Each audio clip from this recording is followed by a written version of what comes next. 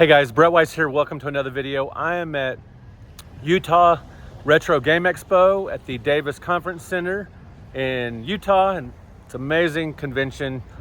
Friday was incredible. Today is Saturday. I'm looking forward to even more interaction with awesome retro gamers. Book sales were great. Really excited about this show. Let's go in and take a look at the vendor's room. There's a lot of amazing stuff in there.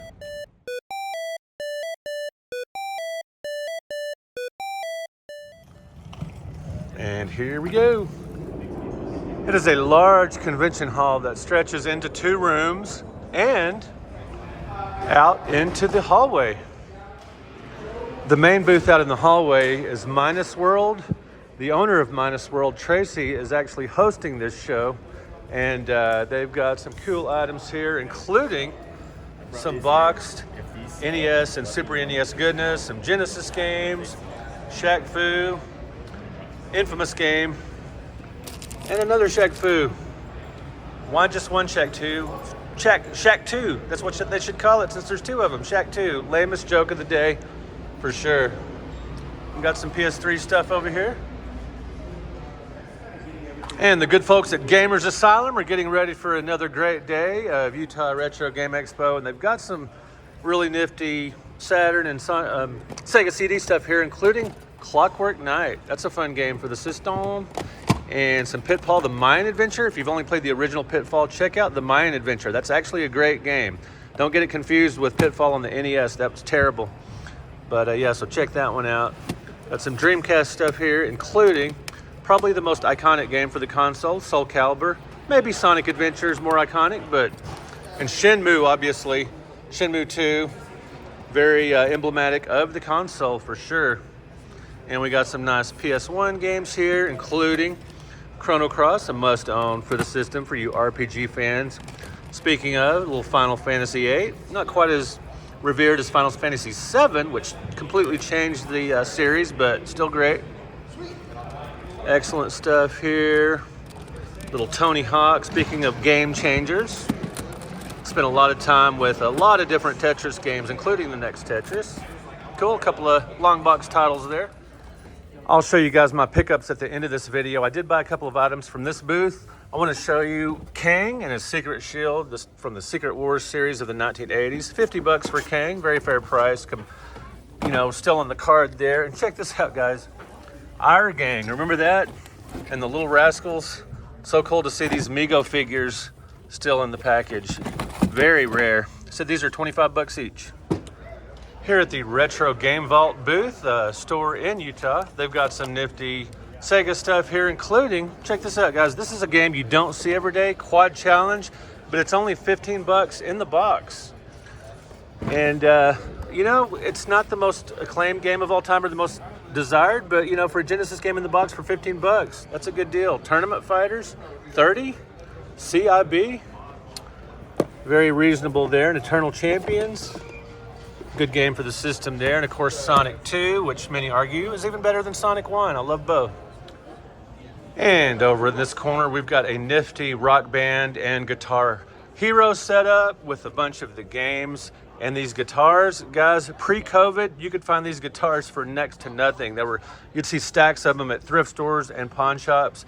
But now, $100, $55, $40. I need to go in my garage and check out my guitars and see if I'm ready to sell or if I still want to play my Guitar Hero stuff from time to time. I haven't played it in a while. The family and I used to play it quite a bit. Got some nice Wii U titles here, including Mario Kart 8, which I still play on the console. Love that one. And that's a great little 2-game compilation here. And we've got some N64 stuff. Yeah, nice little booth here. And check out this ancient Pong relic, $125. Changes the game, you can play and practice, it resets the game, and your little levers there, really cool.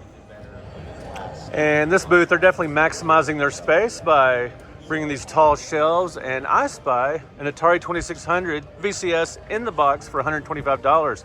That's a really nice looking box. Below that, you've got an N64 with one of my favorite games for the console, Wave Race, $95, and a Dreamcast below that for $120. Oh wow, guys, check this out. This warms my heart. They've got an APF MP 1000 game among all these other titles here. So cool. Blackjack in this little box here. Let me know in the comments if you've heard of the APF MP 1000. If you've read my first classic home video game books, you have heard of this console. Super rare, very obscure. There were maybe 14 games released for it, including a Space Invaders clone that's actually pretty good. Guys, over here we've got repros galore, 3 for $10. Be sure and let me know in the comments what you think of repro sales. They've got a ton of them here. Over here at the 8-Bit Plus gaming booth, they've got some really, really nice titles, including games for the Nintendo 64, Ninja Gaiden Trilogy. Not perfect ports of the NES games, but still hard to find in the box like this. Pocky and Rocky 2, very rare on the Super Nintendo. Same with Dracula X. Some choice titles here, including Little Samson, a game that is known for being rare, but it's also a very fun game. Got a lot of Super NES cards, and let's take a closer look at some of these in the background here. Some really choice NES titles here, along with Uniracers. Really unique game for the N64, a lot of fun. These little unicycles actually have a lot of personality. They're sort of like characters in themselves. And we've got some choice stuff here in the cases, including Double Dragon for the Sega Genesis, awesome. Mega Drive. Let me know in the comments if you grew up playing the Genesis or the Mega Drive. Any of you UK people on my channel, would love to hear from you. And here's the GameCube, the orange GameCube. That was a Japan exclusive, very cool. Awesome, awesome, awesome.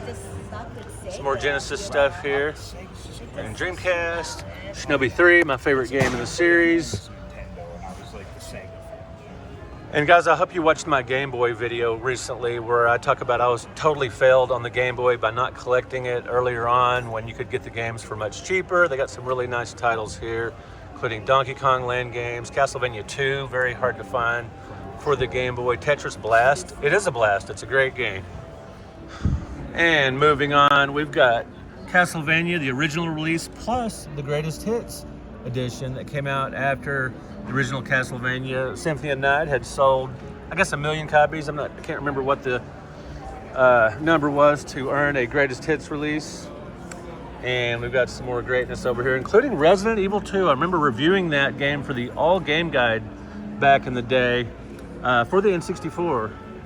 Yeah, I remember reviewing that specific version. Really cool. It was a great game and done well on the N64. 32X, guys, I've told you that when they closed out the 32X at Toys R Us, they were $9.99 each, and they sold stacks of them. And what did I do? I bought one.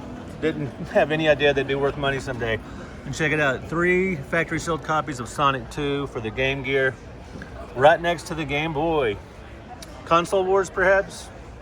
And we got some awesome Sega CD stuff here, some very hard games to find, and some choice GameCube stuff as well. Nice, nice, nice display here.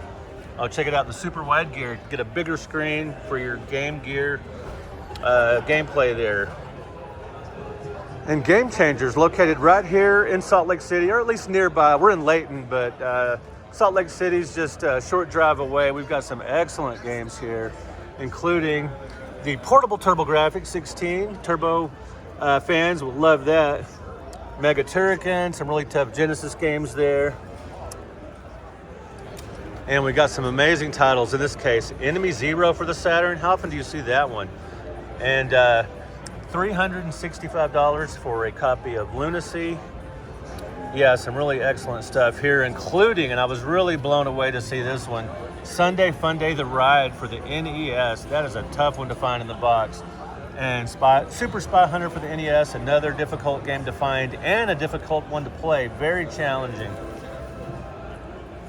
And the card-only selection, including some of the favorites for the console, Baseball Stars. People still talk about that game a lot, along with Excite Bike. A recent NES video I did, I was talking to some popular YouTubers about their favorite games for the system, and Excite Bike was Metal Jesus Rocks, favorite NES game of all time. Mine just might be Contra, but ask me on a different day, it might be Super Mario 3 or Mario Brothers.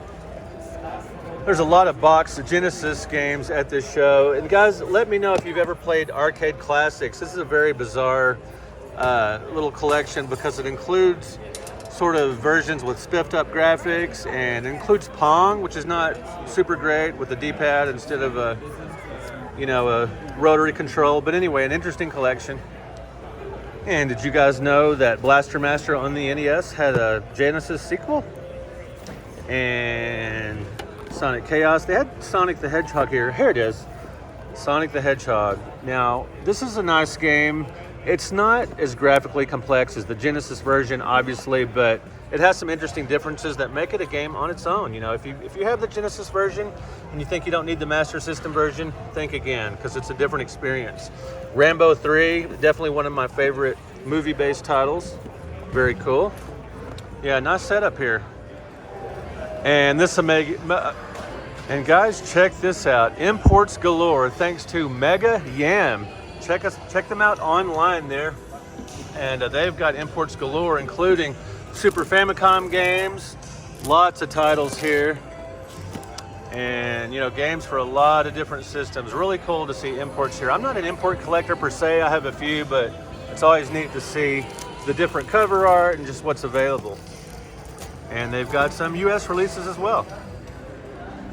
All right, guys, I just had to show you this rarity. Incredibly cool. How many of you are familiar with the Cassette Vision console? Yes, Cassette Vision, and it's called that because the games are on cassette. Battle Invader, it's like a nice little Space Invaders clone there. Galaxian, awesome. Yasuko, really cool. Pac Monster, a Pac-Man game perhaps. Oh, there you go. Yeah, great. Love to see this really rare stuff here. And right next to that is this incredibly cool Donkey Kong Country toy, another import. That is just adorable. And here's the Cassette Vision opened up, and from what I've been told, all the power basically of the system is in the cartridge itself, the memory and everything, and you just plug that in and boom, you're ready to go. And guys, amongst all the hard to find games and the expensive games, you will find bargains at this show. Check this out, guys. $5 games, and the one that stands out to me here is Atari Anthology for the PS2. Guys, this is the best bargain for $5 you'll literally ever get.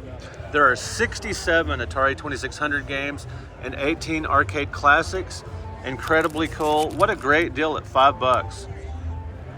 And guys, this booth, I believe, wins the award for the most organized looking setup I've seen. Everything is just laid out so well. It's just almost like they got a ruler out and configured the arrangement of games. They've got a lot of common titles, games that are very affordable, and some box stuff, and some imports here with the Super Famicom. Pretty awesome. Super NES controller in the box. You don't see that every day. Perhaps the greatest controller of all time. I like that one, and I like the PS1 dual analog. Those are two of my favorite controllers. Some N64 imports there.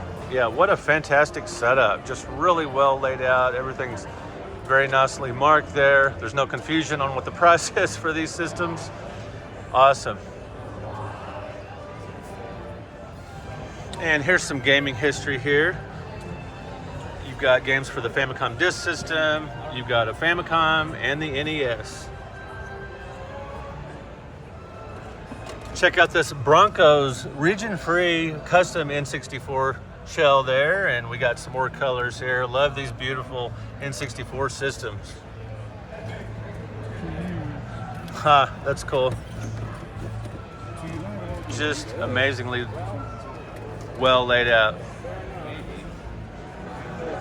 The game tower here has two of my favorite themed consoles of all time, the Pikachu N64. I'm not a big Pokemon fan or anything, but I just love that adorable console. And then the Killer Instinct Super Nintendo the box is just awesome. Now guys, at this booth, something really caught my eye. Check it out.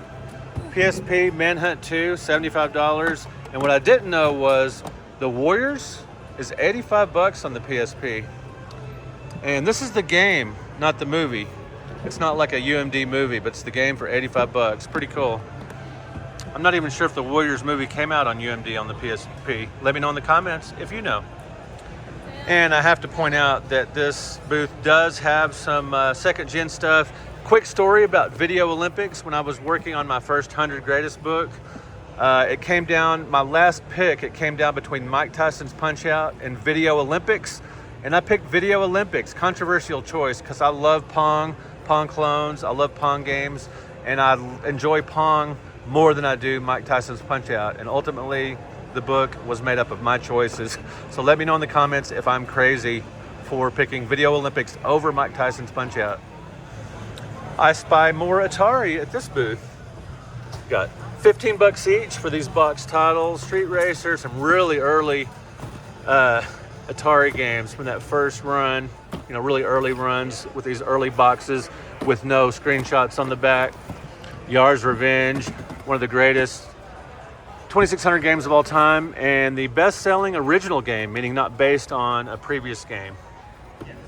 Very cool. And below the booth here, we've got some $5 games. Spider Fighter, that's entertaining. Freeway, that's excellent. Some people think this was just a Frogger knockoff, but it was in production the same time as Frogger. Property of Becky, Demons to Diamonds. This is an underrated paddle controller game. I've heard people say bad things about this, but I love it. Let me know in the comments what you think. Kangaroo, pretty solid port on the 2600. Atlantis barely missed the cut on my list of third-party shooters for the 2600. I like it, but not as much as the Intellivision version. Now, when you see a booth where the vendor has taken the trouble to bring an entire showcase, you know you're going to see some excellent items, and this showcase certainly doesn't disappoint. A sealed copy of Perfect Dark, sealed copy of Gauntlet Legends here, all kinds of good stuff, including Q*bert. That's a good port on the NES, and Rampage.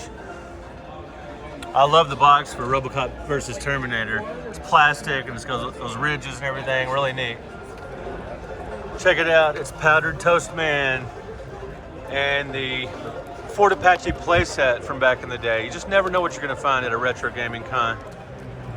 This is one of my favorite booths at this show because they've got some second gen stuff, including boxed ColecoVision games. Paint and Play Workshop with the Smurfs, the big box educational titles, Dr. Seuss, Fix Up the Mix-Up Puzzler, and Carnival. Shout out to Delph Meek.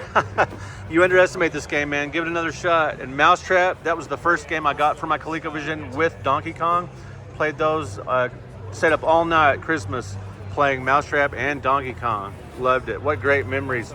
If you've never tried Cabbage Patch Kids Adventures in the Park, guys, it actually plays like Pitfall. It's a platformer with rope swinging and everything. It's a great game. Don't let the IP fool you. It's awesome. And some carts here as well. And under this table, they've got some boxed systems for sale, including the Odyssey 2, and they got a ColecoVision here with the ball top controller. That's the controller that I've got with the ball top there. Works really great. Now, there's much more than just video games at this show. This incredible booth is just loaded down with action figures, probably over 1,000 perhaps, including, check out this rare early Star Wars action figures. These are incredible, super, super rare. Great stuff here. And the Millennium Falcon, 95% complete, 200 bucks. It's only missing the struts. My friend Sierra would love this Monster High Haunted High School. That thing is massive. Check it out in comparison to the original Castle of Grayskull. It dwarfs it. Really cool booth. How many of you remember the Stomper SSC Super Cycle Daredevil loop set? Boy, that takes me back. And you got Donnie and Marie back here. This old Barbie case is really neat. NSYNC. Bucky O'Hare. How many of you played the NES game? That's a tough one to find, the game. And that toy's hard to find too, $200. Free Willy from this blister pack.